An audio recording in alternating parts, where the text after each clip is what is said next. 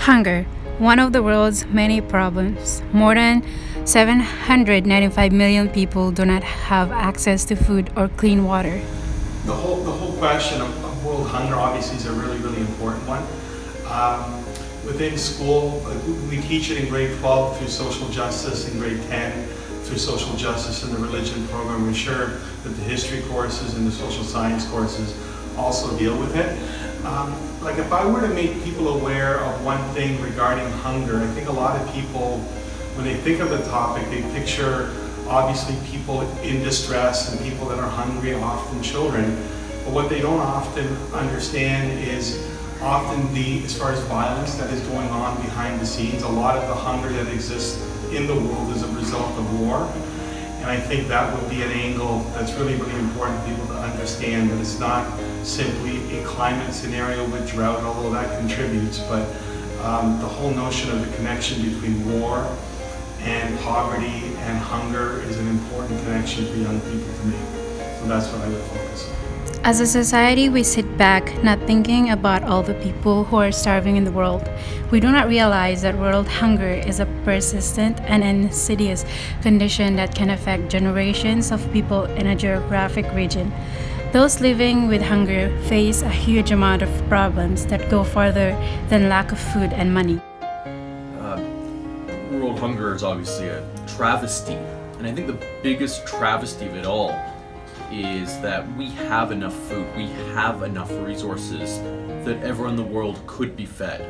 That starvation is not just an evil, but an unnecessary evil. And there are certain evils in our world, certain sicknesses that we don't have a cure for. And we can say, it's unfortunate, but there's nothing we can do until we find a cure. But starvation, world hunger, is something that we could do something today. You know, between corporations, governments, how food is distributed, looking at our economic systems, there needs to be more intentionality about saying every person must have the basics of life. Certainly the UN has done some work, but not enough, in order to ensure that every person has the basics met.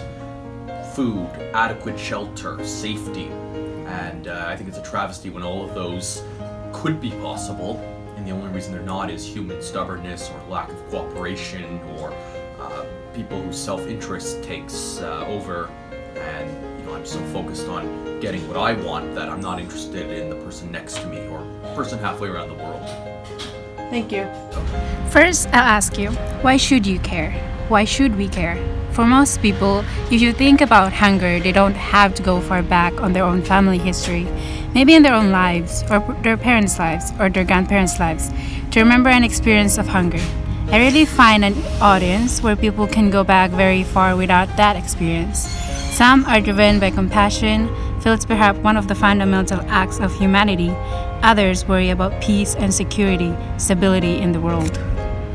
Mr. Hume, is there anything the grade 9s can do to help the people that are starving in the world? One of the things we've done this year is looked at sort of in Toronto locally. We've done a number of street patrols where a bunch of us would bring food, someone brings a loaf of bread, someone brings cold cuts, someone brings granola bars, and during the first period we make sandwiches and bagged lunches. We usually make around somewhere between 60 to 100 bagged lunches in 1 hour, and then we head to the streets of downtown Toronto and distribute them. There is a lot of need here in Toronto. There are many homeless shelters, there are soup kitchens, there are out of the cold programs, there are Meals on Wheels, there are food banks. And so one thing we can do locally in Toronto is to get involved, to be more active, to say, how can I do my small part?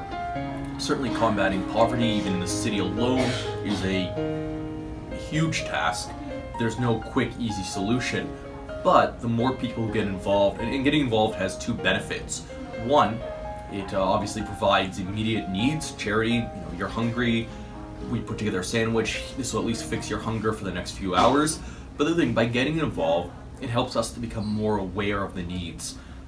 One of the reasons I do the street patrol is not just for the people who we're feeding for that given day, but it's a great educational tool to a group of students and say, here are the people of our city, here are people out on the streets, here are people hungry, and see them for yourself. And that educational piece is really important. And then we can start to explore what are the reasons why people have ended up in this state. Another very powerful education piece is when I've taken the grade 12s down to the Good Shepherd Refuge for their retreat, and Sister Joan usually talks to us a bit about, addiction, mental health, and really why that starts. And a lot of that, Sister Joan has told us, starts in high school, that people don't just start becoming a crack addict overnight.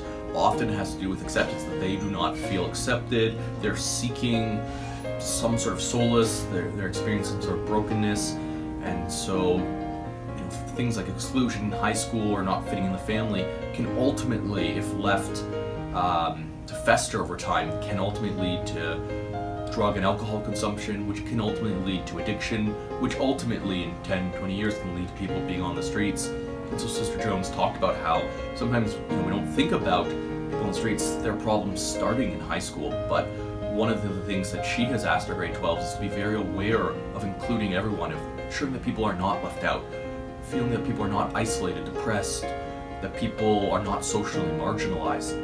Because the problems of social marginalization today in the cafeteria, in class, if left unattended, as I said, will fester.